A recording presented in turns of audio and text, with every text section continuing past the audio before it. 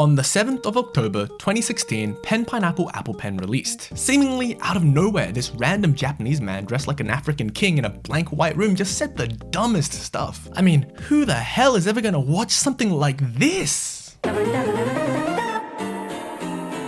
A global phenomenon, one we as a society haven't seen since Gangnam Style, the Harlem Shake, It's Raining Tacos, and in the future, 6'7". It reached #1 on Billboard Japan Hot 100 and single-handedly catapulted him into fame. I wonder what he's doing now. Japan, baby. In the Big 26, he is still standing strong. I mean, last month, he was at a 4,000 person comedy tournament. God, he literally hasn't aged a single day in his life. And trust me, he is still releasing God-given hits, such as I Have a Kawaii, which is, and no, I'm not joking, a remix done by Hello Kitty following Pikotaro in e-girl headphones by her side. We are living in the best timeline. Nowadays, this guy's clout usually comes from TikTok. I assume what happens is, every once in a while when TikTok is feeling funny, they chuck this guy into the feed of unsuspecting people to nostalgia bait them. I mean, one moment he's performing at a random comedy set and absolutely killing it, and the next he's in a random club, and the next he's blowing on a recorder. His hits include failing to say, Danke. Oi! Danke. Tutto. Salamat po. Charamapu. Oh, tutto. Kita tutto. Arigatou gozaimasu. 감사합니다. 치세요. 감사합니다. 감사합니다. 감사합니다. 감사합니다. 감사합니다.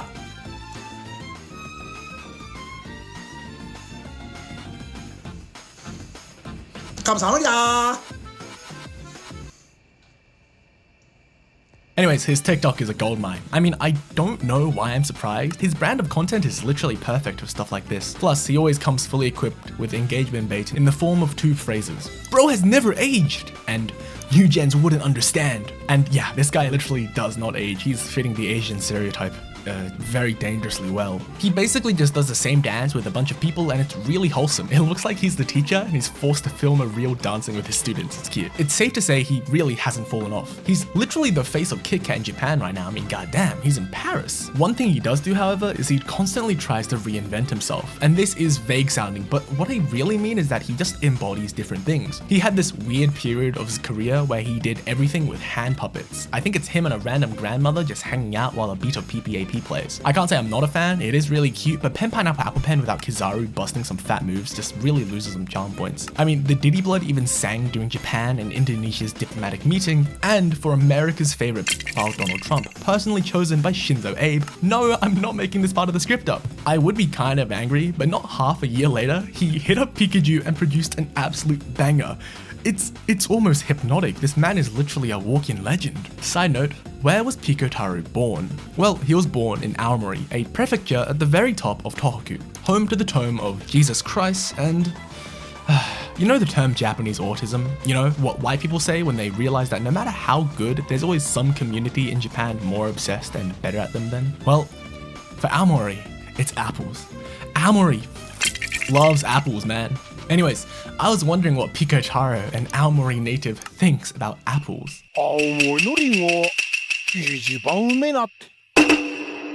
Okay, so he wasn't joking. He's launching his very own apple brand, the quote-unquote Hermes of apples. And guess what? He is playing the bit perfectly. If you go to ppapple, yes, that's the name, .jp, you can buy a single apple for 10,000 yen or 100 Australian dollars. That's 50 British pounds and 69.7 USD. Fucking great, okay. Fortunately, this is the second video I've ever uploaded in my entire life, so I'm broke, so please, if you're having a great time, please comment something stupid and subscribe. By the way, Pikotaro isn't his real name. No, it's actually Kosaka, the Demon King. In the year 1972, Daimao Kosaka was born. As a kid, he wanted to become a professional wrestler, weighing over 100 kilograms by 6th grade, and I shit you not, prostrated himself before Antonio Inoki, that Inoki, asking to be his apprentice. Inoki slapped him on the back and asked, "Does it hurt?" And Kosaka answered, It hurts. then quit. Crazy to think that in another reality, the Pen Pineapple Apple Pen guy could have been the face of Japanese wrestling. He then graduated from Aomori Higashi High School before moving to Tokyo to pursue a career as a comedian. There, he formed his first comedy group, Sokonuke Airline. He performed in this group for about 11 years before dropping it to focus on techno. Like techno music. And he was pretty damn good. Not only did he have his own unit, No Bottom, he collaborated in Mihimaru GT's tours and even remixed songs by Ami Suzuki. Of course, comedy never left him and he still kept doing shows, which he still does to this day. It was a successful life, some that many creatives could only dream of, even serving as the tourism ambassador of his home prefecture, which is quite incredible. And then in 2016, he released the Pen Pineapple Apple Pen song. Since 2018, he's been a member of Empower Children, a non-profit organization that supports children with cancer. He has a cat named Komal, and he loves idol groups such as Momoro and Baby Metal. He kind of represents this early 2000s level of optimism and chalance. Nowadays, if someone were to release this, they'll probably get bullied off the internet, but this guy was celebrated. I mean, seriously, take a moment to think, really think about the impact of Pen Pineapple Apple Pen. I know in retrospect it feels funny and silly and stupid, but it really was everywhere. The lyrics are so simple and the beat so catchy that everyone around the world, no matter the language or resources, could unite together with it. Looking at these old vids, you see a variety of dances and videos and dumbass kids putting apples and pens together. Probably my favorite Pikotaro moment is when he visited Tokyo, like this year, like 2 months ago. I say this because this is gonna sound kind of stupid, but it kind of gave me a brief glimpse of hope in humanity. Seeing this old Japanese man roll across the biggest city on the planet in his peak drip, talking to fans, interacting with employees, and doing stupid dances in public, it was good. It reminded me that we're human. Everyone recognized him. He was a part of their childhoods just as much as he was a part of ours. My favorite moment is probably when a group of unexpected tourists stumble upon him. They literally stumbled upon a shiny Pokemon in the wild. In fact, he talks about how most of the people he talked to were foreigners. He states that on the world's most famous list, he's 7, and by God, I hope that's true. Also, he just randomly ran into Steve Aoki, which is pretty cool. Anyways, speaking of famous, this guy really gets around. He's a regular on the Uedo channel, Bitworld, Himitsu no Kenmin show, and the host of Fab 4 on Wednesdays, and a contender or judge on shows like Sarai Day Party, F2C, Extreme Brain, and so much more. Also, I read this and I thought it was funny. On the other hand, he often displays an elitist and immature behavior such as confronting students who say his act is unfunny. He performs at school festivals, saying, What? Yeah. What did you just say? Unfunny? Are you funnier? Well, say something funny. 3, 2, 1. There, you can't.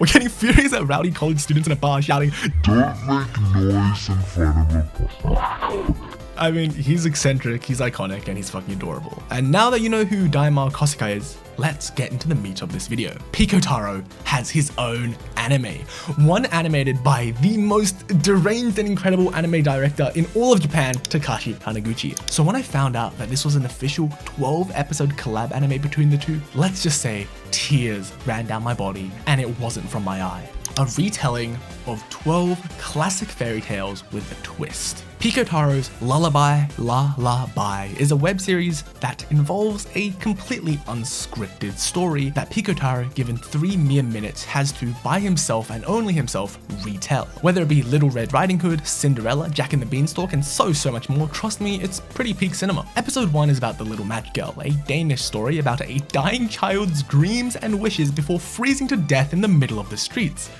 We were reading this to kids back then. Kosaka reads Pikotaro the story when this grown-ass 60-year-old man roleplays as a girl about to freeze to death until Pikotaro manifests from the match and repeats cup noodles and deep-fried chicken like a godfather. She fucking dies in the end, by the way. Cinderella, we all know Cinderella, absolute classic, my favorite as a kid, and yeah, she's rightly confused. I would also be confused if I saw a Japanese man in 17th century France. The Ugly Duckling, another Danish short story where an outcast kid who almost freezes to death.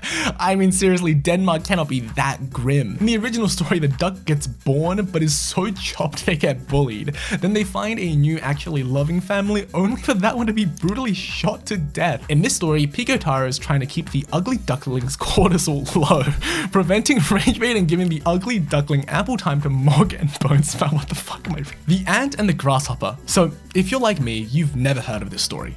Anyways, this is another story about someone almost freezing to death in the winter. God damn, Europeans only have one gimmick, Jesus Christ. Anyways, the grasshopper is begging for food and is denied. The ant straight up goes, "No food for you, dumbass," and shuts the door. And again, just like in the last story, this one starts out pretty normal. before suddenly, bam, Pikotaro jump scare. The grasshopper asks the ant, whose name is Muhammad, who the hell Pikotaro is, and it's never brought up again. What is brought up again is the fact that the ant's name is called Muhammad Ant E, which, by the way, I'm pretty sure that giving food to your starving neighbor is very much in line with the Quran, but what do I know? In Pikotaro's remake, however, the ant is racist, urging the grasshopper to become a lotus. What am I even watching, bro? Jesus, get me to the next episode. Jack and the Beanstalk. I love this story, baby. It's a classic where greed and theft against a minority is rewarded. Jack buys a bean, and the bean is big, and he robs a giant and he brutally murders them. Classic. In Pikotaro's retelling, Jack seems to be too late because Pikotaro's already got the treasure taped to his goddamn back. He takes pity and gifts Jack a massive boulder to the face. How generous and kind. Okay. Next up, King Midas and the donkey ears, like that one Fortnite character. Basically, Midas from Fortnite gets punished by Apollo. Anyways, we start with this barber preparing to whisper to the ground, but Pikotaro's hiding in that hole, and... Yeah. Put your hands up. Say ho. Ho. West side. Another Danish story, The Emperor's New Clothes, which, fun fact, released at the same time as The Little Mermaid. The Emperor is gaslit that these clothes that are invisible to him are visible to everyone else, and his subjects are low-key too scared to tell him that his cock's hanging in the wind. Classic. Unfortunately, Pico's version gives the Emperor pants. Okay, by this point, these stories are getting way too niche. The North Wind and the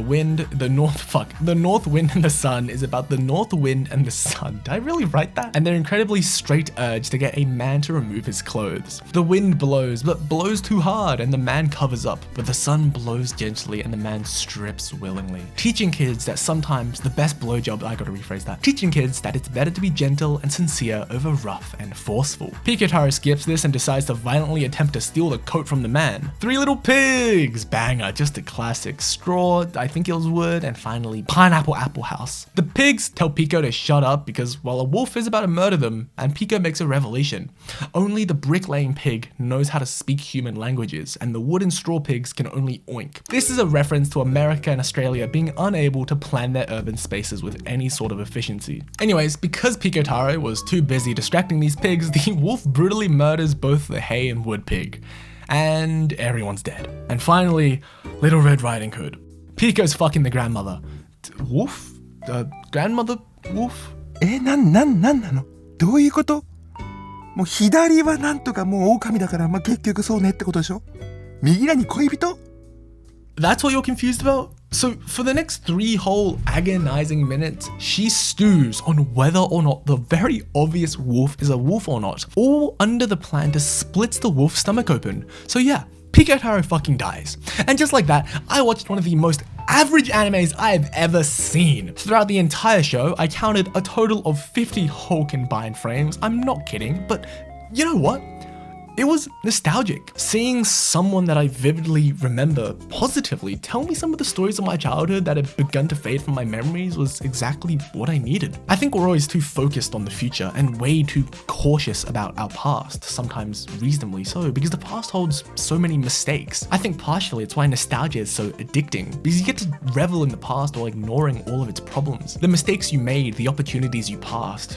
The past is filled with tragedy, and yet I think it's still important to look back and just take it for what it is. 2016 felt like one of the last good years, if you know what I'm getting at. And this journey down memory lane reminded me that someone as seemingly timeless as Pikotaro has, well, changed. He's moved on to other things. He's no longer stuck in 2016. He's put efforts into other industries, and yet here he is, still doing good, still going strong and smiling and doing what he loves. Sometimes I wonder if it would hurt to have my peak almost a decade behind me. But Pikotaro is living proof that no matter how cemented in a certain era you may be, there's always more room to grow.